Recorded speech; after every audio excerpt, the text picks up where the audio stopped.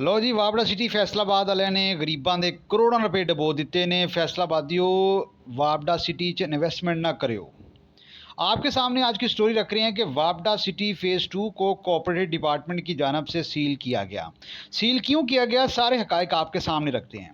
जनाब, 2011 में वापडा city phase 2 की लॉन्च करता है।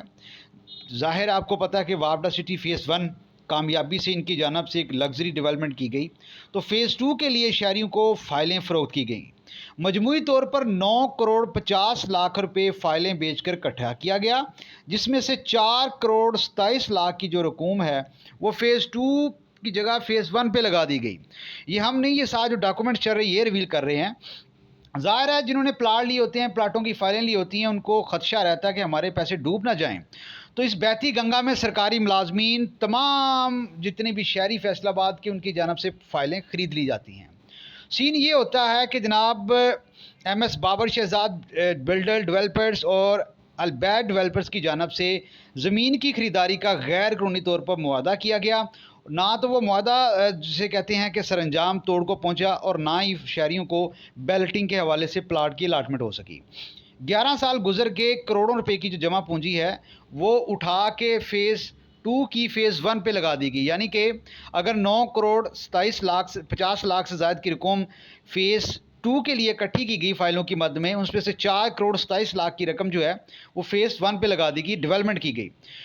मैटर शहरियों की जब पैसे डूबते हैं, शहरी पहुंचते हैं, नैब का दरवाज़ा खटखटाते हैं, कौमी एहतसाब ब्यूरो की जानब से इंक्वायरी का अमल शुरू कर दिया जाता है, और इस पर असिस्टेंट सर्कल रजिस्ट्रार इरफान साहब की जानब से डिप्टी रजिस्ट्रार को ये मैटर के हवाले से आगाही दी जाती है। डिप्टी रजिस्ट्रार ने जो रजिस्ट्रार कॉर्पोरेट डिपार्टमेंट है उसको ये मैटर भिजवाया जाता है।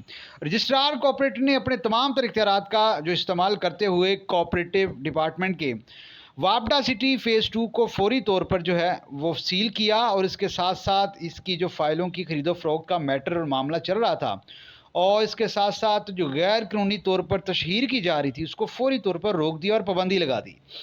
तो फैसलाबाद के शहरियों, वापडा सिटी फेज़ 2 में ना तो इन्वेस्टमेंट कीजिएगा, ना डेवलपर के झांसे में आइएगा। अपनी जो जमा पूंजी है वो अभी होल्ड ऑन कीजिएगा, क्योंकि ये मैटर नैब में जा चुका है।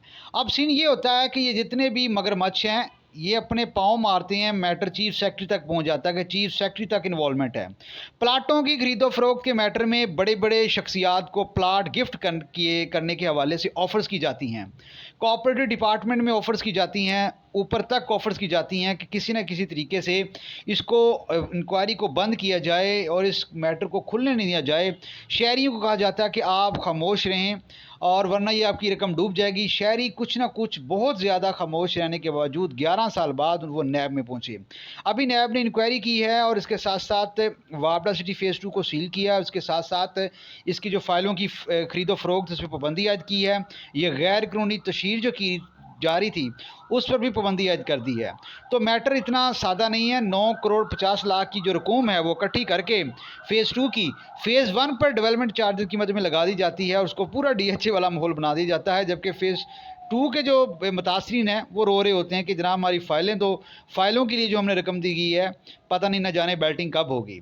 2024 होने को, मतलब 2024 का इख्तिताम पजीर होने को है 2 माह कबल, तो अभी तक बैलेटिंग नहीं की गई। और शहरियों, फैसलाबाद के शहरियों को यही कहते हैं कि वापडा सिटी फेज़ 2 में कोई भी इन्वेस्टमेंट ना कीजिएगा, वरना आपके पैसे डूब जाएंगे।